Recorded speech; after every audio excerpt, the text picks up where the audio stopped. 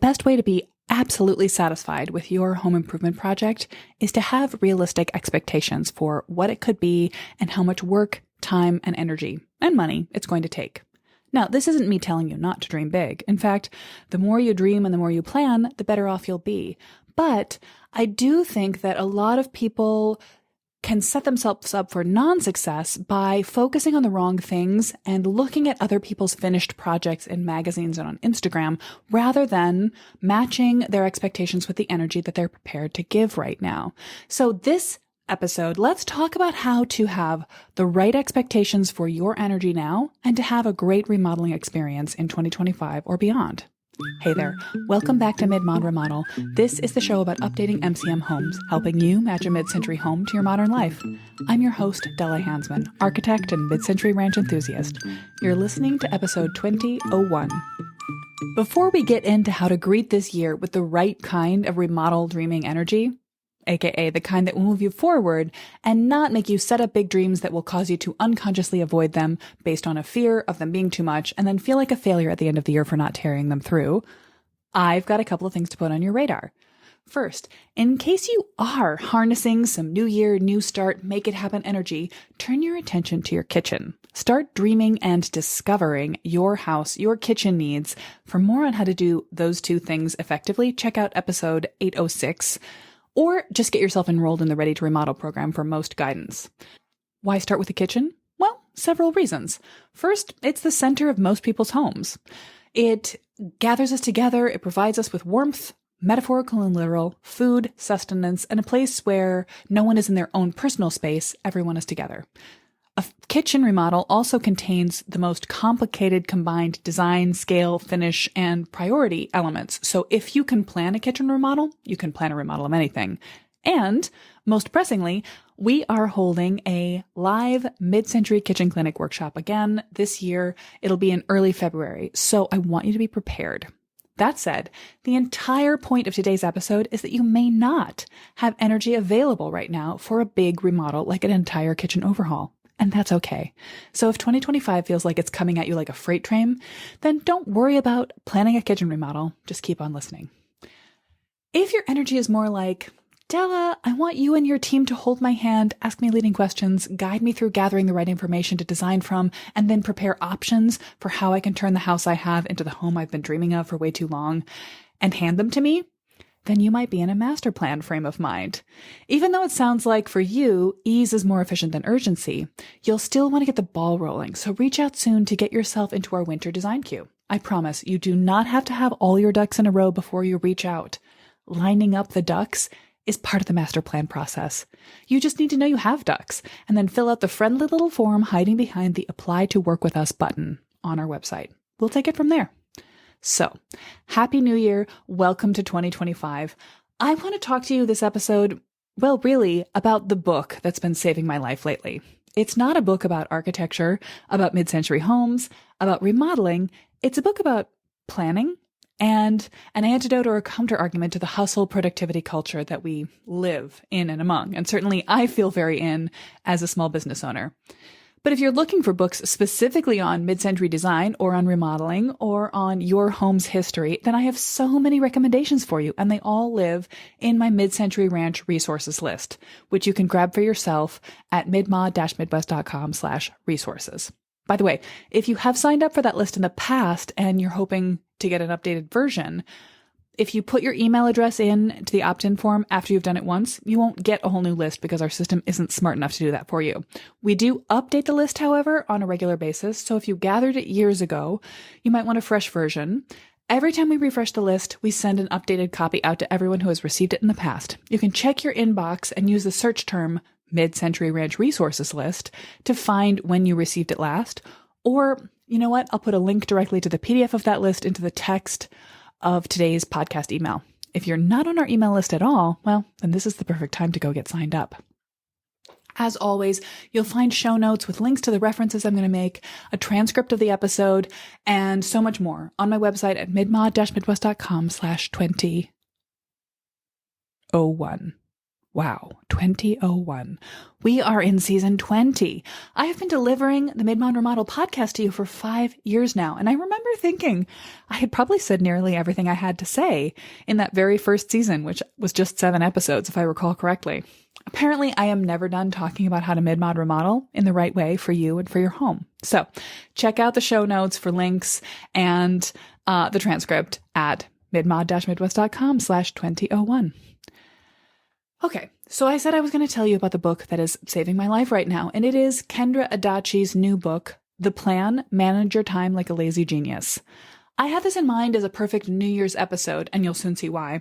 I thought I would sort of overview the whole book in one shot today, but actually, I've been finding so much absolute life planning, and to my mind, I always turn everything that I read about life planning into remodel planning gold in this book that I think I'm actually going to hone in on only one of her excellent recommendations today, one point she makes, and then maybe come back to more of them throughout the season. I have raved about Kendra's books and her podcast, The Lazy Genius, in the past. And actually, as I Google, I see that her name comes up in the transcript of 10 of my previous episodes. So yeah, I'm a real big fan. But if you want a quick overview on who she is and how she thinks, I recommend my New Year kickoff post from 2 years ago, highlighting her then most recent book, The Lazy Genius Kitchen. In that book, Adachi lays out a system for creating a kitchen that has and does everything you need. The Lazy Genius Kitchen isn't a book about remodeling a kitchen, nor is it a book about organizing a kitchen or a cookbook or a lifestyle guide about kitchens. It's kind of all of those things, and perhaps better than any of them could be on their own. Adachi's advice is to think about the way you want to live in your home. And if you know me at all, this is absolutely what I believe about every project in architecture, where every remodel should begin. So let's talk about how you can be a lazy genius about your kitchen and about your whole remodeling life. It is, by the way, a great read for anyone who's planning on updating their kitchen and for anyone who isn't, because its principles and its step-by-step guide for tackling kitchen issues large and small can be well applied to a remodeling process, or could perhaps substitute for a remodel, certainly help you live more happily in your space before taking on a big remodel. For my episode on the Lazy Genius Kitchen, check out midmod-midwest.com/1101, episode 1101, or just go get the book and read it. You won't regret it. Now, Adachi's latest book takes her kind big sister energy and directs it at the productivity industrial complex. So for anyone who's ever felt like a failure and quit on their planner, this book is for you. For anyone who's ever wandered the aisles of Barnes & Noble back in the late 90s, thinking about if the perfect planner only existed and maybe you could make one up, and then got so excited when bullet journaling arrived about 10 years ago, this book is for you. And if you feel like your life is too busy and too chaotic to be jammed into the pages of some dumb planner, this book is also for you. She has a new take on the question of how to arrange and motivate your life, one that will feel both fresh and refreshing, and also probably deeply familiar to anyone in her podcast world or any ready to remodel listener, really. To be perfectly honest, I wasn't rereading the plan for you for this podcast. I was rereading it for me. This book only came out in August, maybe, and I'm already on my first reread in its entirety because it's New Year's and I'm busy right now with a lot of clients who are excited to get into their projects ASAP, and things have been slowed down by holiday rest and reset times. So we've got a lot on in January, and I wanted to come back and approach this year with the best possible spirit so that I can keep creating amazing, mindful, careful, responsive solutions to people's design challenges and not just get into the habit of setting up dominoes and knocking them down. So I was rereading the plan for myself. But while I did, I was overwhelmed with thoughts that I wanted to borrow from Kendra, reparse, turn into remodel planning thoughts, and share with you. And the very first one, the best one for right now, is that we need to match our expectations for the energy we have available in any given moment.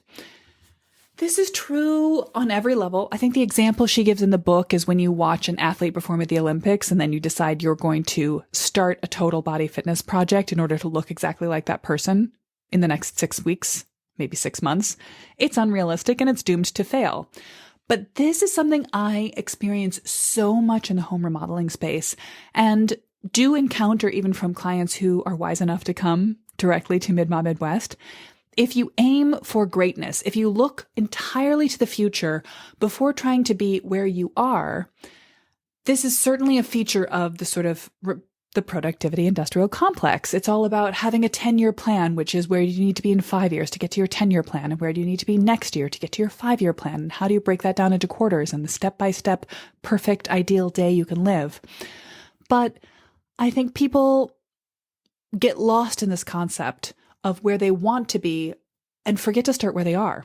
For those of us who are planning to upgrade a mid-century home into a dream home, we always want to start with the house, the life we actually have. This is absolutely what goes wrong if you spend too much time on Pinterest and Instagram. It's an endless disappointment cycle. When you spend all of your ideas looking for house ideas online and gathering a big Pinterest board, this is so easy to do. You think you're planning, you're gathering ideas, you're getting creative. But if you spend too much time steeping yourself in the perfect vision of someone else's dream home, particularly the kind that's been curated for a magazine with all of the extra furniture and clutter pulled out of the shot, this sets you up for disappointment. And if you end up looking at a particular image from a magazine or on social media that feels like your dream house, but also very different from your actual house, it's so easy to get locked into disappointment, to feel like you can't ever have that. But this is contrary to the principles of the style guide, because when you look at the elements of a beautiful house on social media, you can think about it instead of its totality, its dollar cost, its zip code in California, and you can think about what are the qualities of that space. What makes you light up for it the most? Is it the big windows? Is it natural light? Is it an elevated ceiling, a flowing floor plan? Maybe you just like the color of the upholstery on the furniture.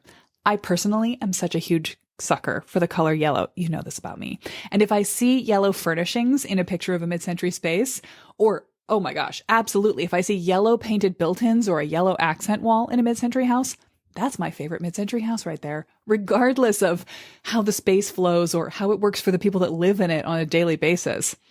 So it's important to think about starting from reality and moving forward. This is maybe the core concept for me out of Kendra's book, The Plan.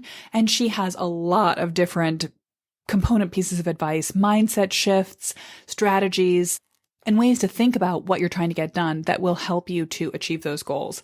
But again, today, I want to focus on one specific thing she said in the book. I think she only talks about it for a few pages, but the idea of matching your expectations with the energy that you have to give. I'm not even talking about budget right here. Dollars are one thing. It's important to try to be realistic and match your dreams to the budget you have available, or to think about how to get scrappy with your budget and use it most effectively. But budgeting is a topic for another episode. I'm actually just talking about energy, because there's a lot of energy involved in setting up and planning and executing a great remodel. If you've never taken on a remodel before, you might not even have any idea how much it could possibly take. This makes me think of a lovely conversation I just had this week with a potential client. They live in my neighborhood. If you're listening, hi, I hope we get to work together. But what makes me particularly happy for this couple, regardless of whether they decide to move ahead with a master plan or not at this time, is that they have a really good sense of what it would be like to be involved in a remodel. They've lived in their house for 6 years and they know it intimately. They know what works and what doesn't, how it's good enough for their daily rhythms, but it doesn't really encourage them to host. It doesn't have space for more than their family. And they also know how it goes to take on projects, because when they moved in, they did a number of small and medium DIY projects, and then they also managed some multiple subcontractor projects through a bathroom renovation and a few more pieces. This fills me with so much calm and satisfaction. When we talk about the next steps of the house, I know that they have a strong idea of what kind of energy might be involved in a home improvement project, in managing it, in living with the drywall dust, but also in making the decisions that are necessary to go into it. And in fact, that's part of what brought them to me. They don't quite have enough energy to innovate all of those solutions for themselves right now and feel confident that they've weighed all of their options and looked into every possibility. And that's bringing them to a master plan process. If I can help get them over that energy hump, provide them with options and show them what's possible, then they can choose among them and make plans for the project that is going to perfectly fit their energy and then match it to their expectations. They will be able to accurately match their expectations with their energy that they're willing to devote to this project this year. Hooray. On the topic of what if you don't have enough energy? If you don't have enough energy right now to take on a big remodel project this year, then you need to adjust your expectation. Maybe this isn't the season. If you don't have time to think about your big plans, to ponder the possibility of your house, and to start calling up contractors and scheduling walkthroughs for pricing, this might not be the year that you get that big remodel project done. And that's okay. If you're not feeling big remodel energy in your life right now, if you don't have a whole lot of available free time right now, it doesn't mean that you won't be taking on a big remodel project in the future. Now is not forever. This is another excellent piece of Kendra Adachi advice. And I will want you to think about it this way. It might be important to think about this being the year when you slowly, gradually plan for a remodel you'll have the energy to take on in a future year. You could start to plan now and carry it out next year, or just be ready, have a plan in your back pocket for when your energy opens up again. And it might be when your kids get a little older. It might be when something changes in your work life. It might be when you have slightly different friend energy and support. But just because you're not making the move right now doesn't mean you can't make it in the future. And also, here's what I always want everyone to remember, particularly now in January in this big New Year's energy, where we have such a tendency to make big resolutions that then fall flat. If you make a big resolution to change your house this year, but you don't make a plan for how that's going to happen, it probably won't. But just because you're not necessarily going to take on a huge whole house remodel doesn't mean you can't improve your life. You can still improve a space in your house. You can improve your kitchen, for example, even if you don't do a gut remodel or even a medium-sized project. You can still make improvements to the spaces you live in. If I'm thinking about kitchens, I did a great episode quite a while ago. I think it would be episode 508 on quick improvements you can make to your kitchen right now. And you can always apply the level 1 improvement concept to any part of your house. Find a new piece of furniture, do a weekend project to paint a wall a color you love. You can have transformation that matches your energy. It just might be smaller if your energy is smaller. It's interesting that in this very same chapter where Adachi talks about matching your energy to your expectation and vice versa, she also talks about starting small, making small adjustments and reminding yourself that now is not forever. And then she caveats that by saying sometimes you do have to plan ahead in life, and she plans for retirement. And one of the things she's planning ahead on is a bathroom remodel she plans to love for decades to come. There is inherently an aspect to throwing your eye to the horizon, looking ahead with a long view if you want to make a change to your house. And certainly, I'm a big believer in planning a big picture for your remodel, even if you're going to start small with a few spaces so you don't end up painting yourself into a corner, preventing yourself from doing more exciting projects later because you did a smaller project first that precludes them. But what I want you to do today is focus your eyes as far out as you can. Adjust your expectations to match that gaze, how far you can think, and the time and the energy you have to think about the future can happen now or can happen when you have more energy for them. I will say this. If you have limited time and energy, but you really, really want to make some changes to your home, your best bet is to follow the steps of the master plan method. Because one of the reasons I created the mid-century master plan method was to help people be as efficient as possible with both their time and their energy spent planning, rather than grinding your gears, constantly searching for quote ideas, unquote, on Instagram and Pinterest. And as I've discussed above, sometimes just giving yourself unreasonable expectations and then setting yourself up for disappointment. Instead, you can think about how to use the style guide to quickly focus your preferences. You can think about the discovery process to get exactly the information about your house that you need. And you can follow my step-by-step method for dreaming about your home remodel in a way that is both open-ended and deeply practical. Because we all have limited amounts of time and energy, and I want you to use yours as efficiently as possible. Once you've gathered that pre-design information well, you or I can pull together options, can draft possibilities for you to consider so that you can make great plans for your home. If there's one thing to take away from this episode, it's that while we live in a culture of New Year's resolutions and big starts, actually, I think this has been changing slightly over the last few years, and I love that, but still, We all have this urge to begin fresh and be an entirely new and better self this year to achieve all the goals that fell by the wayside last year. I want you to be kind to yourself and realize that this might be the year to make improvements and it might not. And if it is the year to make big changes to your house, you don't have to plan them alone. I'm here. I would love to help you make that happen. And I very much hope that the Mid-Mod Remodel podcast will continue to be a resource you can use to gauge how to match your expectations to the energy that you have and to help you find a little more energy and enthusiasm for the prospect of making improvements to your mid-century home. Okay, so here is our vintage house feature of the week. I want to talk to you about Lazy Susan refrigerators. Now, of course, there were a bunch of candy-colored mid-century refrigerators in every shape and rounded corner size, but particularly I am always fired up by the kind of refrigerator that has a Lazy Susan built right into it. Or, as my beloved godmother Susan would ask me to say, an efficient Susan. And they were efficient, sturdy, practical, no more shoving things to the back of the refrigerator and losing track of them, no matter how empty or full your fridge is. I've been staring down some vintage kitchen ads, and in particular, I think that this might have been the first year, but I'm not going to stand by that. In 1948, GE announced a revolving shelf refrigerator. Their ad says, "New revolving shelves put all the foods at their fingertips."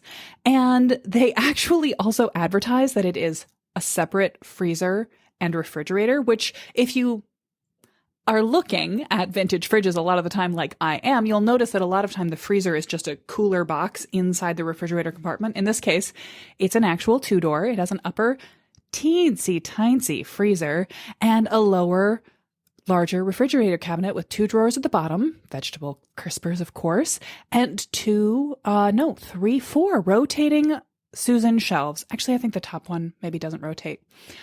This is the kind where it looks like a Lazy Susan. It's a half round and it has a center post at the front of the refrigerator. So when you rotate them around, the sort of curving shelves actually stick out of the footprint of the refrigerator.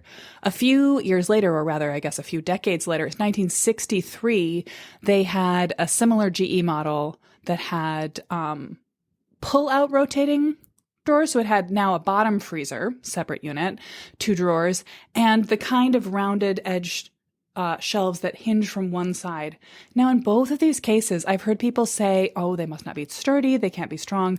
These are actually adjustable. And I've seen modern refitting people run ads where they're putting 20-pound weights on these shelves. They were sturdy. In fact, my grandfather had a Lazy Susan fridge. Well, I suppose probably he thought of it as my grandmother's, but when they upgraded the appliance to one that could defrost itself in the late 80s, he kept the Lazy Susan part of the fridge and put it into a radio cabinet in their living room. This maybe tells you a little bit of something about my inability to let go of old junk that might potentially be useful for something. He kept VHS tapes on it, which was not a perfect fit. Although actually, I think you could put a lot of Pyrex bowls and Tupperware containers onto those edges of the rounded refrigerator, and if they slid in, they slid in. This is kind of a personal topic because I'm currently obsessed with vintage refrigerators. My home came with a replacement set probably from the early 2000s of white fridge and range. They're boxy, they function, they're boring as heck.